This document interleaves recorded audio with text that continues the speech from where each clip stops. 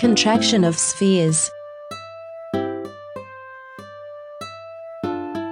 Newtonian gravity is a force based on a pair of masses and their separation.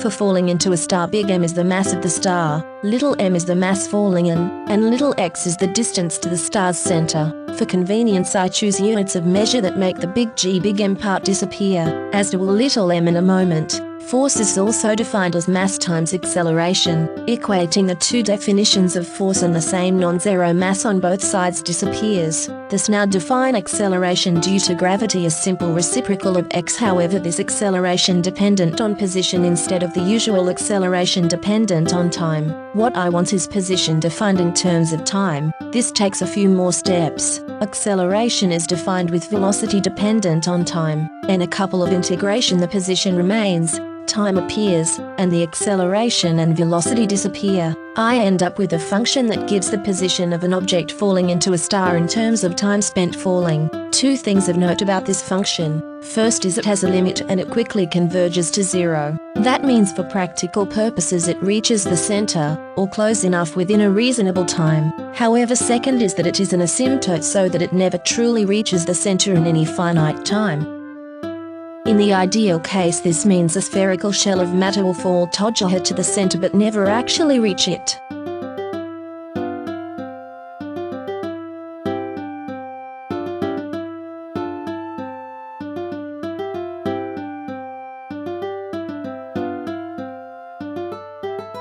Further, that concentric adjacent spherical shells of matter will fall together to the center but never actually reach it.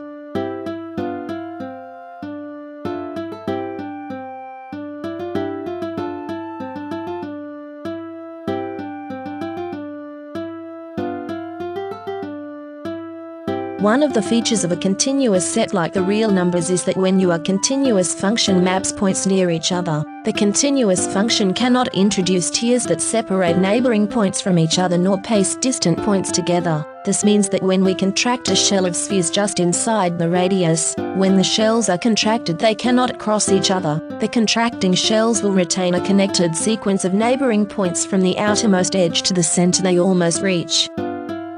A black hole, a boundary called the event horizon with points pinned to boundary, just below the space of points, is pulled away to contract to the center. However, due to continuity, the contracting shells does not tear away from the boundary. It leaves a space of points that is as dense as the space that moved, a space that produce an infinite number of shells to continually fall almost but not quite to the center.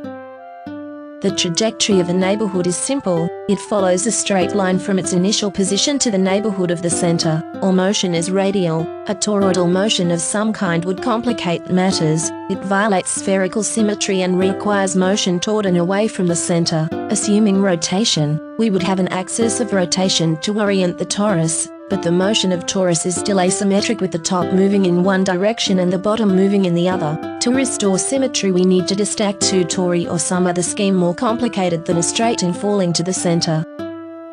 And now for something a little bit different. What is a black hole singularity? Outside a black hole, the densest material is the interior of a neutron star. The Pauli exclusion principle is that particles like electrons only have a limited number of positions. Once these positions are filled up, the system takes on a kind of rigidity that resists any compression. The system has to be replaced with a different system that allows greater density. However, the denser system still has limited number of positions which once again fill and resist further compression. Ordinary matter is made of atoms. Atoms only have a limited number of positions for electrons with open space between. An atom cannot be an atom and have anything in these spaces. A white dwarf has enough pressure to break atoms. The electrons now form what is called an electron gas that can fill the empty spaces where atoms were. But the electron gas has limited positions for all the electrons, which once filled again resist further compression. This time it is a neutron star that has enough pressure to break the electron gas. The electrons and protons are forced together to make neutrons.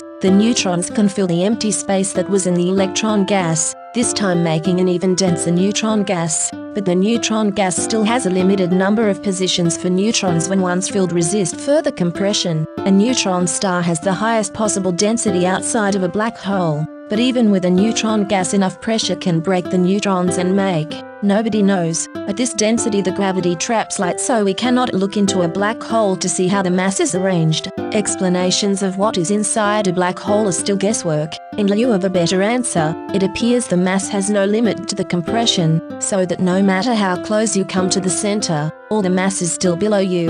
Briefly escaping the black hole, mass has a maximum density, the density of a neutron star. Density is denoted by the Greek letter rho. Everywhere outside the black hole the density is less or equal to neutron star density.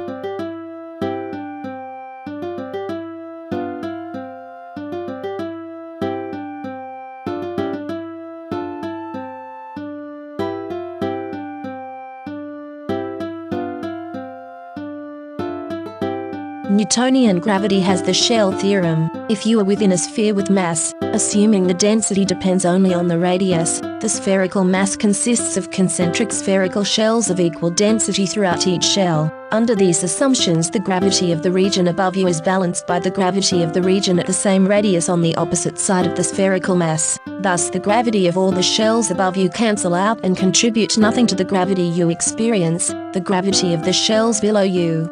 Further, the gravity of these shells is as if all the mass was at the center. Also, the mass is equal to the density times the volume, where the density has a maximum. Because of this, even in a neutron star the force of gravity is always defined. However, in black holes with no known limit to the density of mass, the radius cannot be removed from the denominator of the gravity formula. This time the force of gravity appears to increase without limit as we approach the center. Where a function is undefined is called a pole or singularity.